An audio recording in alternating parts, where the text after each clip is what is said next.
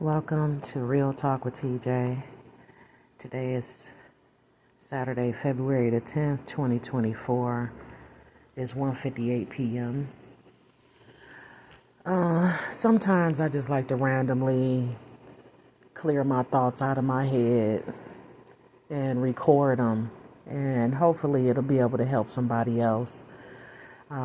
Definitely to bring awareness to individuals with severe and terminal chronic illnesses and excuse me, give them a better understanding of the people around them that has a severe or a terminal chronic illness.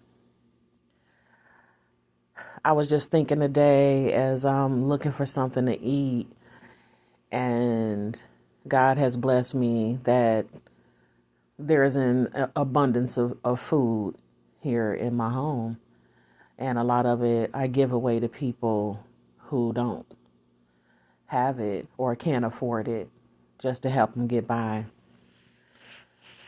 And sometimes your body is hungry, you know you have to eat something. You go to the kitchen, and based on how you feel, if you can make it to the kitchen, your decisions are based on the level of energy that you have. Do I have the energy to cut, clean, prepare items before I actually make the dish? Do I have the energy to stand at the stove and cook a meal? Do I have the energy to make a smoothie? Now, people will say, oh, it's a smoothie. But to a person with severe and terminal chronic illnesses, it's medicine to them. And the majority of the products are fresh. So they need to be cleaned if they, didn't do it as soon as they brought them into the house. Depending on how they felt when they came in from the store. Sometimes you just throw that stuff in the refrigerator and clean it as you need it. But they, you have to cut up whatever ingredients that you're putting in there, your fruits, your vegetables, unless you could find a good powder one. I use powder ones when I don't have the strength or the energy to cut up fresh products and put it in there. With severe and terminal chronic illnesses, you want what you're putting in your body and on your body to be as healthy and as natural as possible. As healthy and as natural as possible. It's not easy, but with some determination, with some help, with the right support, these things can be accomplished. There are so many of us who either live alone or we actually live with people, but because they don't understand how our needs have changed because of our illness, they don't step in the way we actually need them to step in.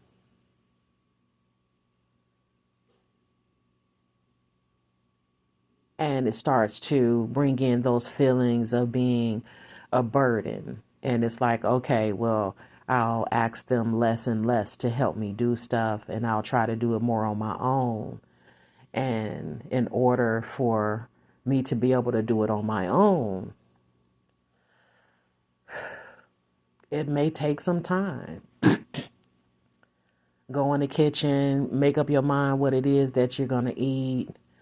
Maybe prepare it, get it together, put it in your air fryer, in your oven or microwave or whatever, and then go sit down and rest, to build up a little bit more energy to go back in there and finish getting that meal together and being able to eat it.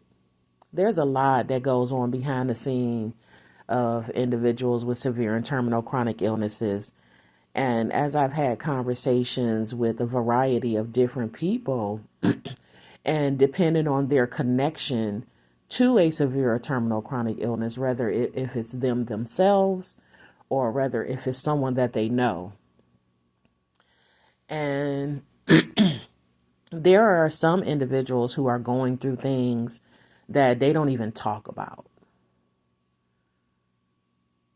And sometimes I will have conversations with people and, everything is pretty cool, everything is nice. And at some point, it's like, how are you? How are you doing? Is there anything going on with you? What's going on with you? You feeling okay? How's your health? And most of the time it's, well, I mean, it's okay. I got a couple things going on that I just don't talk about. And I'm like, why not? And there are a variety of different answers, like, I don't want a pity party. There are individuals who still have the mentality of, I'm not going to claim it. If I don't put any energy into it or think about it or get it looked at, that, I don't know, somehow it's just going to go away on its own. Don't want to alarm anybody, don't want to bother anybody until they figure out what it is that's going on, don't want to burden people. There are a lot of different answers. And the thing of it is almost every individual on this planet and animals, every living thing on this planet is having health issues. And it's getting worse and worse and worse and worse and worse. So a lot of the things that I talk about, it's not just for the people with the severe or terminal chronic illness. It's to bring awareness to everyone that 1 in 3 people, that's about every other person, that's almost every other person, has one or more severe or terminal chronic illnesses or will have one or more in their lifetime. That's alarming. The sad part about it is nobody's talking about it. Nobody's talking about it. The industries that can make a difference is not really talking about it. The people that it's impacting is not really talking about it. But we'll talk about all kind of anything else throughout our day, but we don't talk about our health. If more and more people started talking about their health as a part of their normal conversation, not every day, not all the time, but just check in on yourself and check in on other people. How are you doing? I remember you telling me you was having a little pain on your side. Did that go away? And either it did or it didn't. It's the same, it's getting worse or whatever. Encourage them to find out what, dig deeper. Talk to your doctor. Maybe do a little research if, that's something that you feel like doing or had the energy to do or whatever. And we also need to start having the courage to have conversations with our doctors. I've seen some commercials where there's a patient in the room and the doctor come in and it's like they're saying the exact same thing at the exact same time. And the patient is like, wow, finally a doctor that listens to me or feels the same way that I feel. More and more people are starting to lose hope in the medical industry. And thank God that there are some medical professionals who are actually doing something about it and either starting their own practices or they're teaming up with other medical professionals to create networks. I have spoken to doctors and they started out, hey, go to medical school, get out, do your internship, go and pick and choose wherever it is that you want to work. and start getting comfortable into your career and thinking about whether or not if you want to keep doing what you're doing, move to a different department, or if you want to start your own practice. There are more and more doctors who have gone through that process and decided they are tired of the sick care system. They're tired of the sick care system.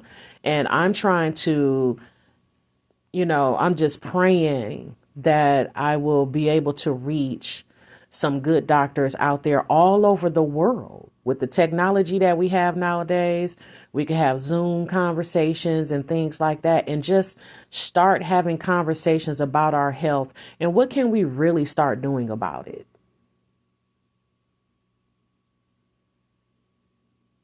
For those who want it, let me be clear on that. For those who want it, there are individuals out here who want to feel better, who want to do better, who want to be able to perform better, have more energy. But the information that they're getting, or based on what they already know, it's not enough, or it's just not working at all. These are some of the things that Arlene was trying to tackle in her cancer battle. It's like, okay, so throughout all of the times since I was first needing to go and get a mammogram, they were negative. As she got older, it was like, okay, there were some times where she had to be called back and, we need to do additional imaging. And it comes like, oh, well, your breast is dense, or, something or whatever, a fatty tissue and all this other kind of stuff related to age and, a whole bunch of different things. And they do that additional imaging and then everything's fine. And then from the last one that she had in 2013 to the one she had in 2014, went from negative to stage 3. Stage 3 in 1 year. No mid-year follow-up because additional imaging had to be done. No special testing after or before, during any of the other special imaging or whatever. My thing is, as long as the medical industry has been around and as long as some people have been in their positions, when are you going to start seeing that most of these procedures or whatever are just general practice? It's routine. Okay, come on in, put your breast in the thing. We do this, beep, beep, beep, take some pictures, send it off to imaging. They'll send it to you in the mail. Some don't look right. Okay, you come back for your other imaging. We look on there. Okay, we're going to mark the spots. Okay, we're going to send it in for, somebody look at it. And it comes back negative. And then within a year, you're stage 3. What happened in that year?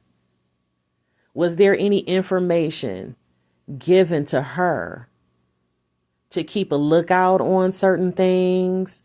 Maybe because we've been seeing a pattern of these dense whatever issues in women, and so many women are having to come back for additional imaging. There's another place that they send stuff to, specifically if it's not a flat out normal. There should be a department that specializes in dissecting additional imaging that women have had to go back for during their mammograms. There should be something in there where it's like, okay, let's see, what is this? Let's research this to find out what this is. Is it really just dense? Is it really just the shift and the change of the mass in the breast as you age or get older? And I'm sure there are some people who are researching this. But whether or not if it's covered up under your insurance for them to do that, or maybe they should just be doing it anyway as a form of practice, but they're not required to. And these are some of the things that Arlene discovered after she was diagnosed stage 3 in 2014. Then it went into remission around 2014, 2015, 2016, and came back stage 4. And when it came back stage 4, within a year of being in remission, she was dead set on finding anything and everything, whatever information she wanted to know why. She did everything that her doctors and oncologists told her to do. Any testing, she would talk about the Frankenstein surgery that she had on her breast and just devastated her, going through all of this, and it still came back.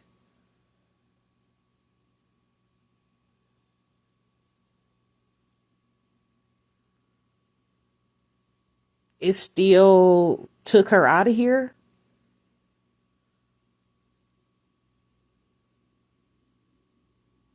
When Arlene found that book, Radical Remission: Surviving Cancer Against All Odds by Dr. Kelly A. Turner, she tried to incorporate every 9 key factor from that book into her life as much as possible to put her cancer in remission. There is always a hope. And, our doctors, they take our hope away. They take our hope away when they do not do additional education beyond them graduating from medical school. Not going above or beyond when they start to see patterns that are occurring in certain types of patients with certain types of diagnoses.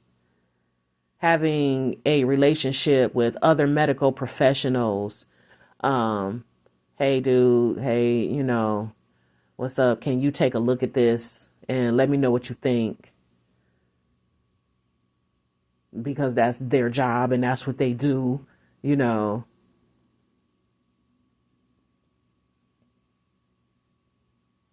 She wanted answers and she wanted solutions, and she did not want to have to go through what she went through the first time. It's like, okay, yeah, put it in remission, but it also came back. What can I do to get it to go in remission and not come back? Is that possible?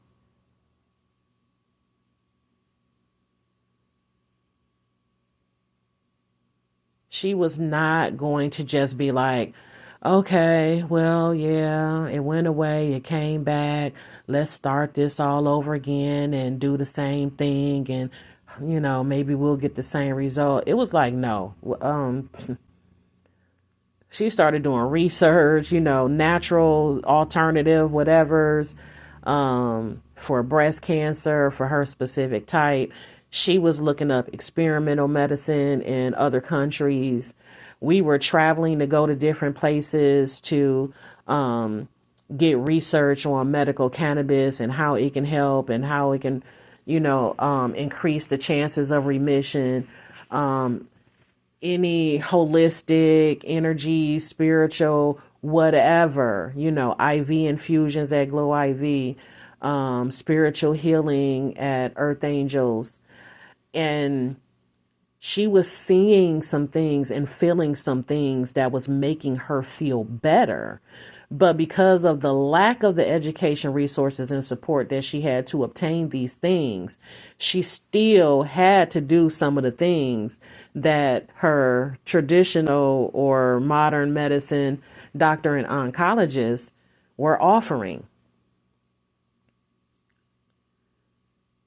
Our goal is to make sure that anyone that has any severe or terminal chronic illness has the opportunity, if they want, to do and find and participate in anything or whatever that could possibly put their illness in remission for them to have a better quality of life.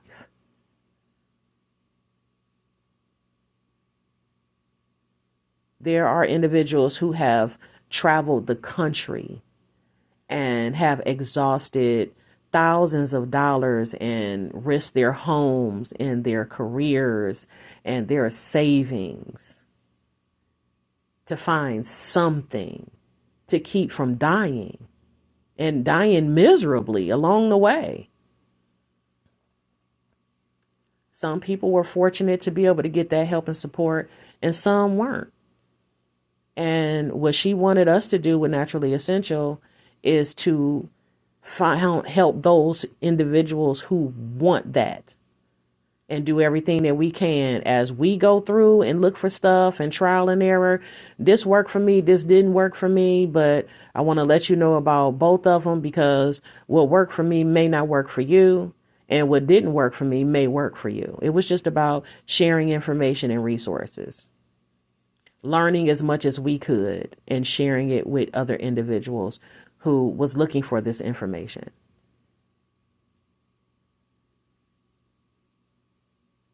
And after she passed, something came on me that was like, a nonprofit organization would be a better vessel to surround this into, because this is about people who actually care.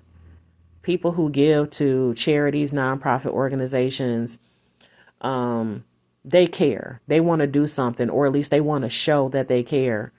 Some of it do be for tax reasons or whatever, but for whatever the reason is, it's not the same as with a for-profit. Sometimes that entices individuals to just start to be greedy and see how much money is coming in the holistic wellness and medical cannabis industries. And what has happened to a lot of organizations, both for-profit and nonprofit, is we discovered that they no longer actually provide the services that they were built on. They have been taken advantage of in so many different ways that the rules are so much stricter, and it's harder to obtain those services because of the fact that people have just run amok, and not necessarily the people who utilize it, but the people who worked it, who were in charge of it. The owners, the CEOs, the board members. They're driving nice cars, living in nice houses, and you have a wait list to help people. Or you have to produce everything to your firstborn and organ in order for you to qualify.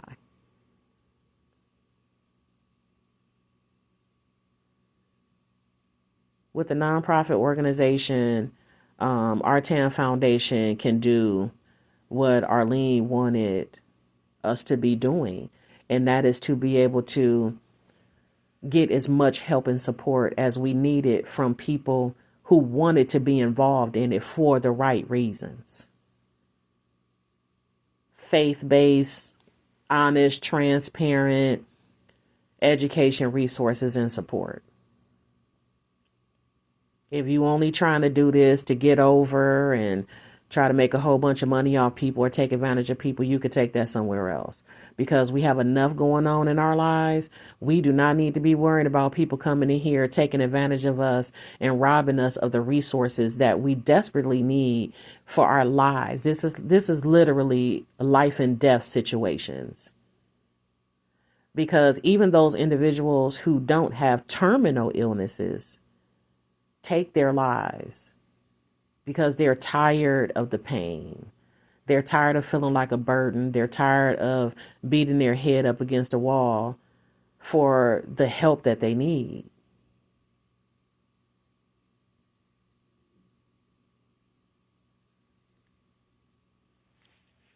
These are not going to be all happy, types of conversations. Real Talk with TJ is about, we need to get real with this.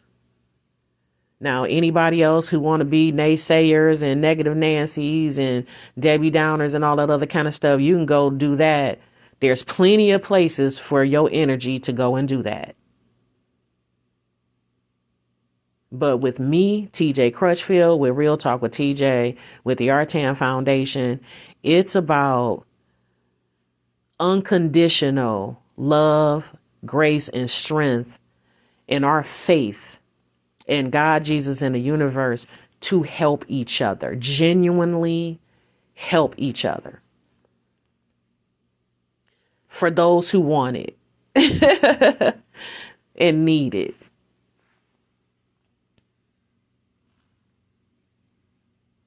So I'm quite sure that, there are people who can say right now how many mistakes that I've made just in the couple of recordings that I've done. And, I could use some more ethically correct wording for this or that and whatever. This is not about graphics. This is not about visual. This is about literally walking by faith and not by sight. God can use anybody to do his work. We have to stop thinking that because of who we are and the situations that we're in, either qualifies or non-qualifies us to be able to do good in this world just because a couple of people said so. Well, how can you be this when I remember when you was okay? Remember that. Write it down, take a picture, post it on social media.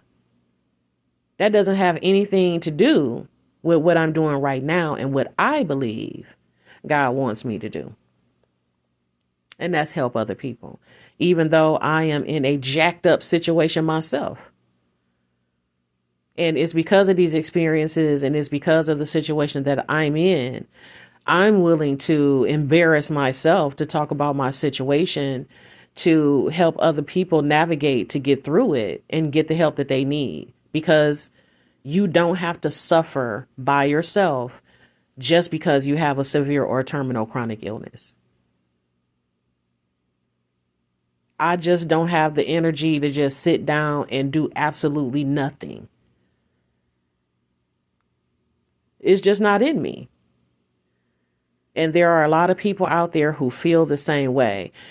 Besides them having the illness that they have, what's making it worse is they're depressed that they can't do the things that they used to do. They can barely take care of themselves and groom themselves.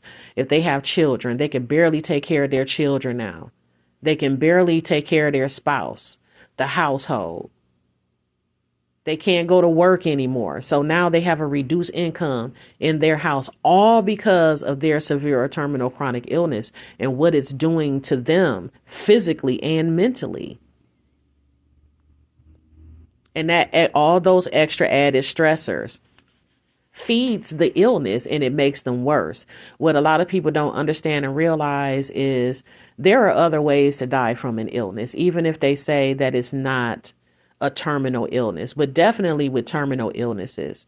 And you could talk to some doctors and scientists and, whoever you want to go and try to validate this with, because people be wanting their receipts and stuff and, but anyway, they will tell you that your body is made up of systems that has a job that whether if you do anything about it or not, believe in it or not, your body has systems that works on its own for various purposes.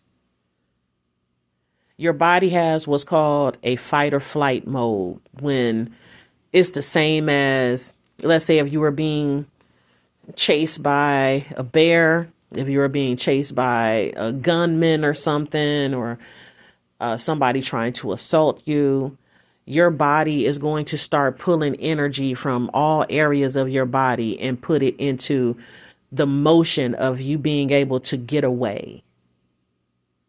On the other side, if you're in a situation where you're stressed out at work, you're stressed out at home, you're arguing with your kids, you're arguing with your spouse or whatever, that same system kicks in as if you're being chased by danger, as if you're being chased by a grizzly bear, you're being chased by somebody with a gun that's trying to kill you or whatever. Your system does not distinguish between what it actually is. It feels the signals that's attached to the act that's going on at that particular time that your body is around. And it acts accordingly in your body. It's not deciphering that you're not actually in physical danger from death. But hey, my bills are stacking up. Oh, I can't take care of the kids. My husband is upset because I'm not able to cook. I can't work anymore. Bills are still coming. Stress, stress, stress, stress, stress. Your body is going into fight or flight mode. And it's like, it's trying to fight. Okay, so what are we going to do? Is building up this stress. And stress is the gateway to illness. It starts breaking down systems. If you're constantly in that situation, day or night, and you don't have more opportunities to just relax and reset in the proper environment, which should be your home. Systems in your body start to break down, and it just opens a gateway for illness to start coming in and setting in. And one of those things that is possible, not all stress produces cancer, but it definitely is a factor in some cases, if not all of them. Definitely, if a person has lived a life where they're used to handling all types of situation, issues, whatever, putting out fires at work, they're taking care of the household, they're a great multitasker, they're doing everything. And then something isn't going right, and you go to the doctor and you get a cancer diagnosis. Just hearing the diagnosis is going to add a level of stress to your body that's already working against you with your illness, because now it's feeding the illness even more. Then add on top of that, anything that you eat or drink is feeding the illness even more. Add on top of that the stress of your family, your household, you're doing less, you're working less, you have less money coming in, and all these stressors just build on top of you, and you're worried and stressed out about all of this stuff. It is feeding your cancer, and it is speeding up the process.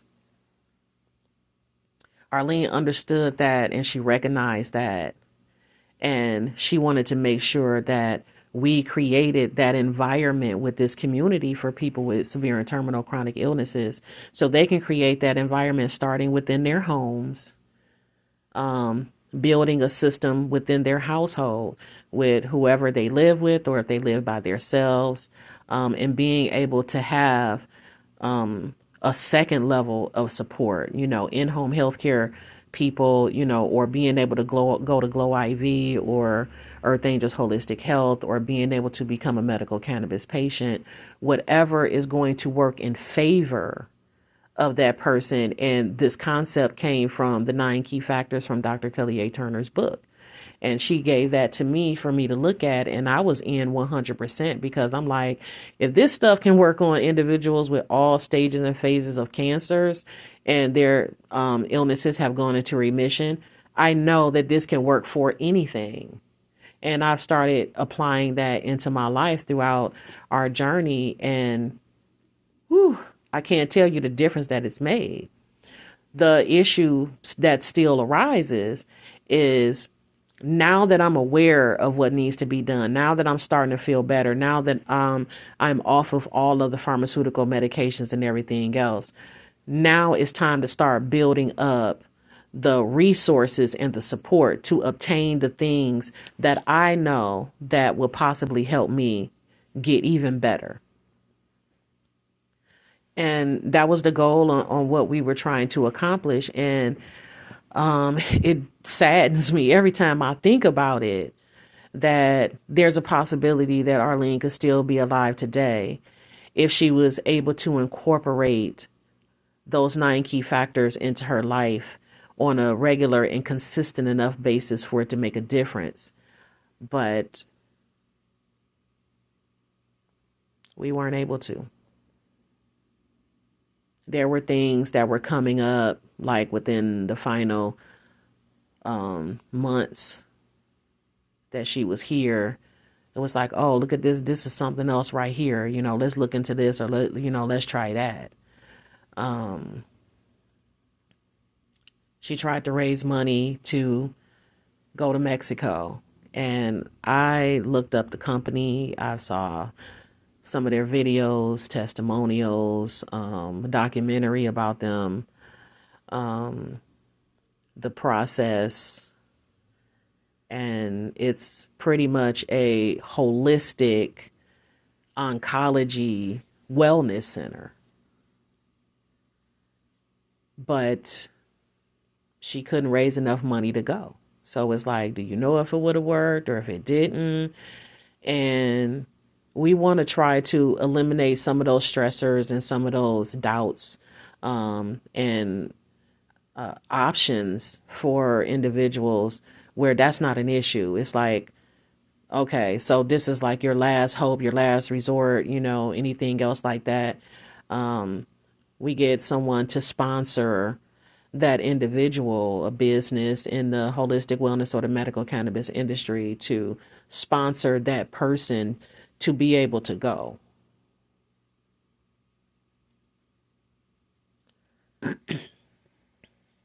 The biggest problem is going to be not having enough resources in enough time to help more people. I know it's going to start off slow. People have to have the opportunity to, wrap their heads around the idea. Do they feel like it's a good, genuine cause to support and donate to? And then being able to find the right, honest candidates who will be able to submit the proper documents to show, okay, this is something that I really need, and not just, we need the money to do this, or, I just want to do that. And because I know it was available or anything else like that. There are some people who are going to slip through the cracks. Unfortunately, that's just how this world is. But I'm going to make sure that we continue on the path of doing everything that we can, doing the right thing, and creating an environment that anyone that is associated with what we're trying to do for people with severe and terminal chronic illnesses on both sides, the donators and the participants. So I'm definitely at some point going to need some help being able to come up with a system and to be able to filter out by obtaining documents and things like that, to make sure that individuals are not just trying to take advantage of the resources, and to make sure that it's actually being applied to those who genuinely want it and need it but can't afford it. So that's all I got for you right now on that. Just letting some steam off, just clearing my head. I'm constantly thinking about different things and different ways to come up with how to get as much support and things out to people to really start making a difference to help people.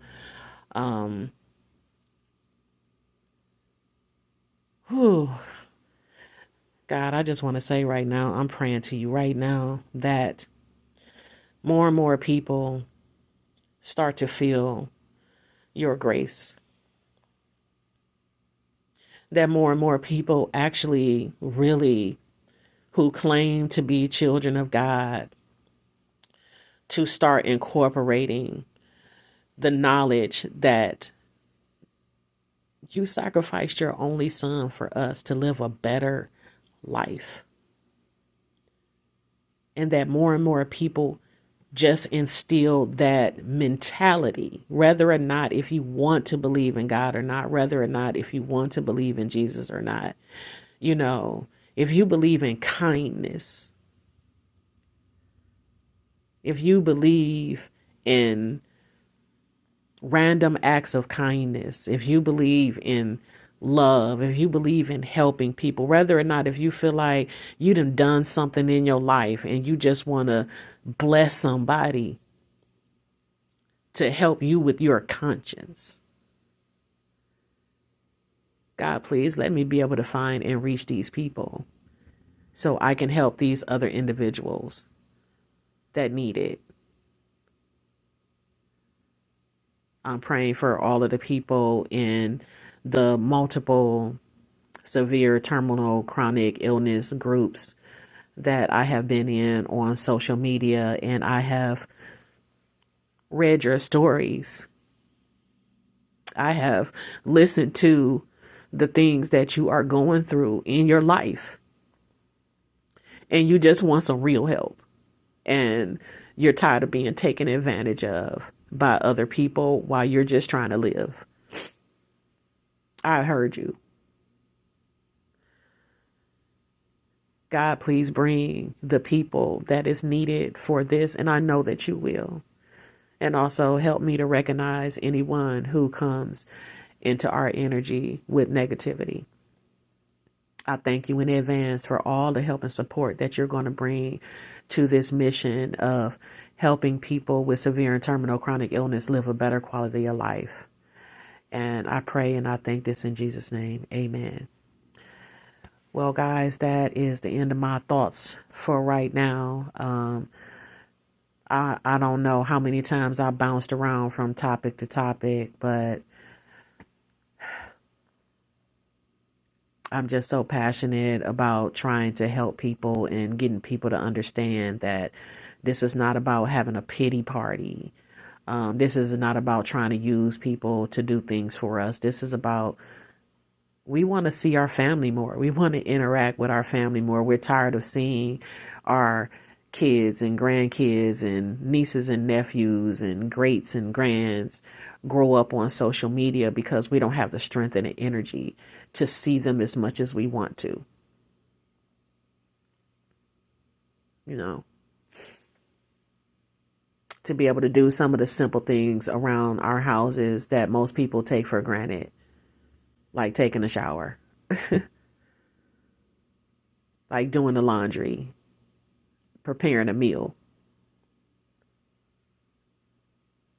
This is some real stuff that real people are going through. And I'm going to continue to talk and, you know, put my life on blast and possibly embarrass or humiliate myself in the process. But I really don't care, because if I can't use the pain that I went through to help somebody else, then I may as well be dead.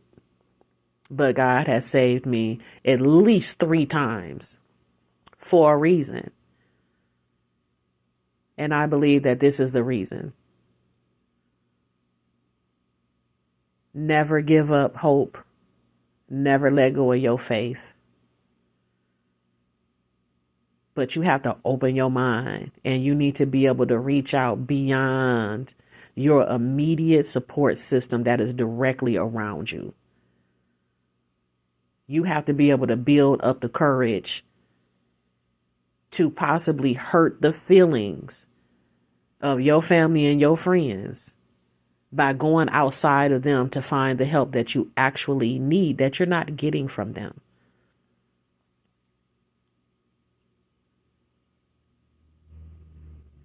There are people who are suffering purely because they don't want to hurt the feelings of their family and friends, to let them know, I appreciate everything that you've done for me, but here are some things that I really, really, really, really need. Can you help me with these? And if you can't help me with these, I have to go somewhere else to find the help, because I need this, whether if you can do it or not.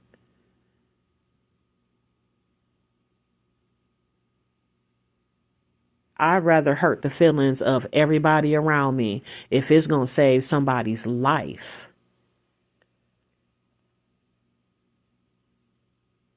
Thank you for bringing me something to eat. However, it's loaded with a whole bunch of stuff that's going to feed my illness and make me sicker.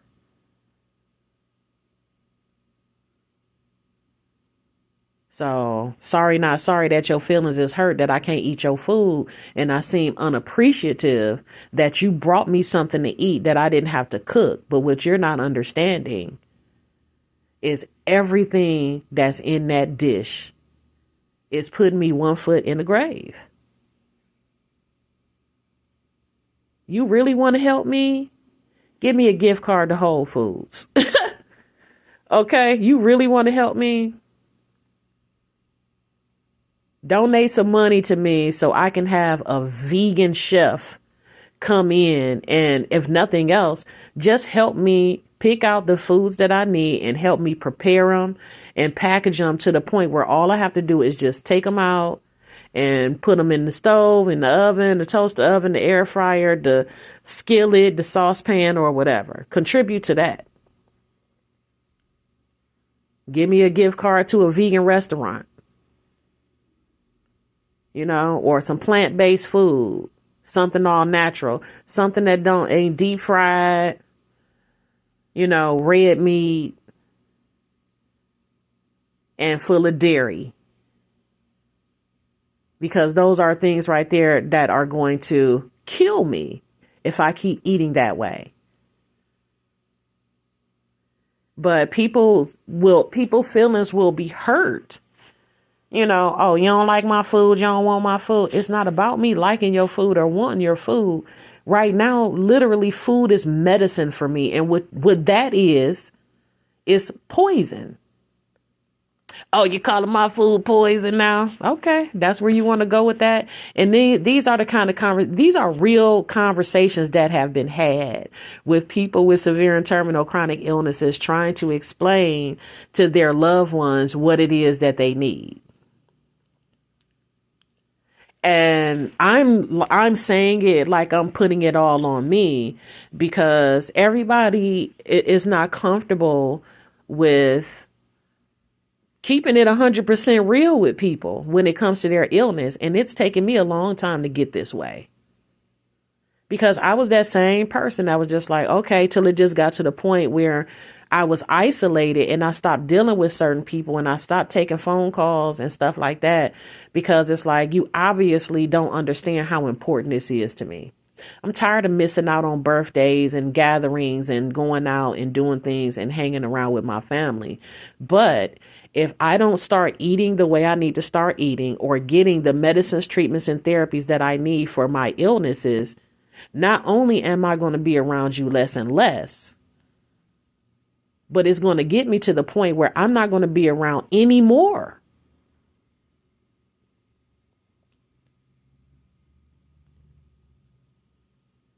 Because what I'm not able to obtain to help put my illness in remission so I can have a better quality of life, I'm not going to be around too much longer. So literally everything in my life is medicine to me. The energy that's around me needs to be as positive as possible.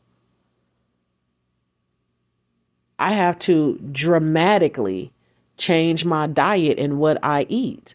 Just because you don't know, understand, or believe how horrible the quality of food is here in the United States is not my problem.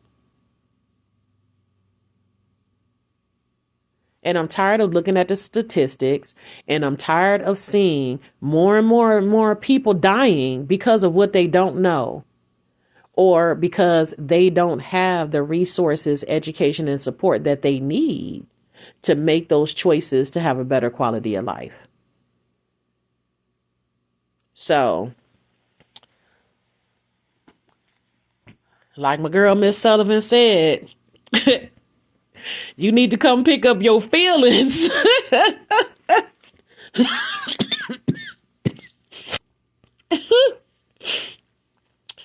Come and pick up your feelings.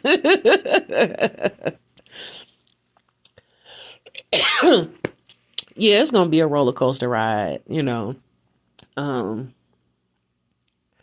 You're going to get sad, happy, hysterical, but it's all going to be toward the mission of sharing all experiences, bad and good, um, to be able to help as many people as I possibly can. That's all.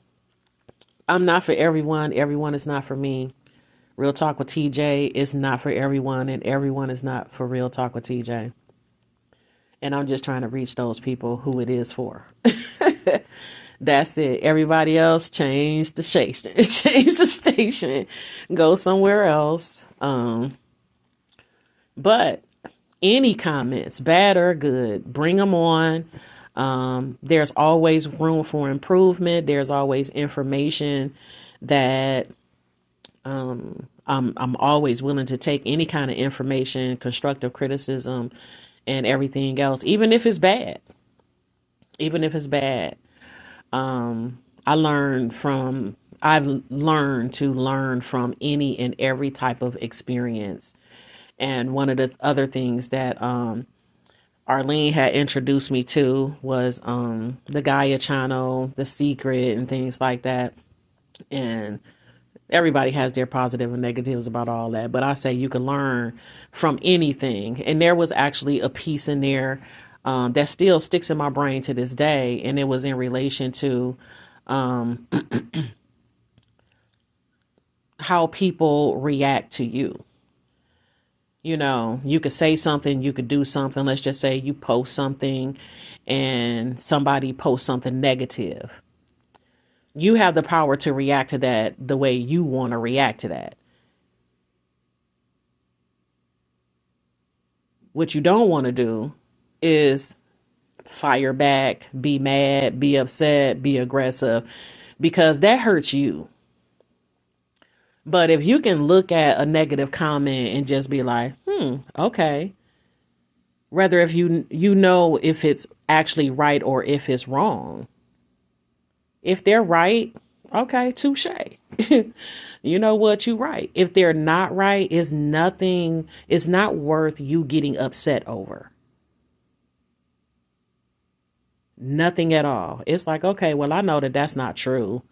So you can choose to ignore it, or you can choose to respond to it to correct the person to let them know that it's not true and this is why.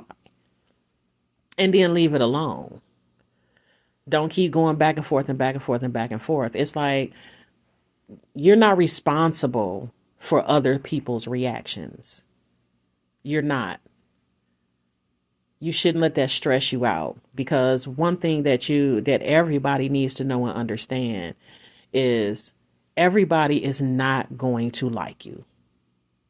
Period. Everybody is not going to agree with you 100%.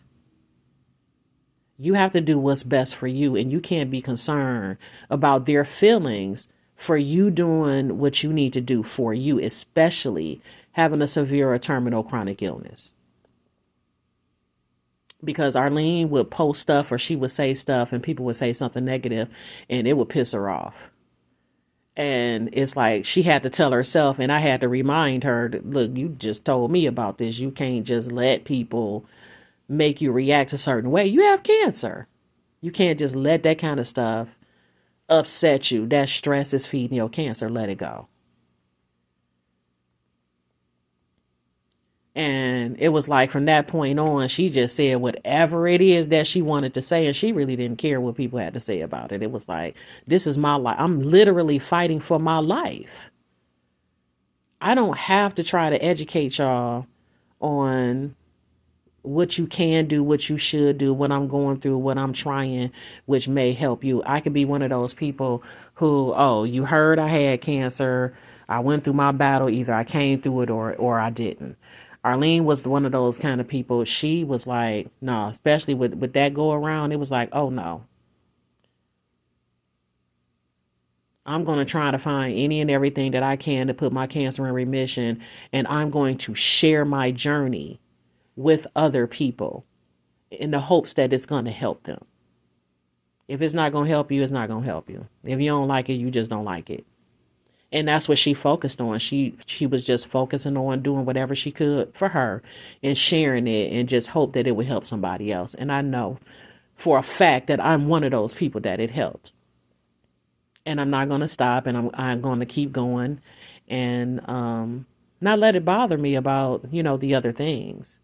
So for anybody out there who is looking for the help, need to help, you can always put something in the comment section. You can always go to one of the social media links and DM or message, and you can always send an email to Real Talk with TJ 2824@gmail.com. It's a new email, and I have to keep trying to remember what it is with them numbers in there. And that's REALTALK with TJ, that's WITH with TJ 2824@gmail.com. So I'm going to go in here and check on this food that's been in this air fryer for a minute. It already stopped. I know y'all heard the ding earlier. God bless you all. I just really hope and pray that I'm able to reach somebody, and we could start a community of helping people and healing people. I do. So, God's peace, love, and light.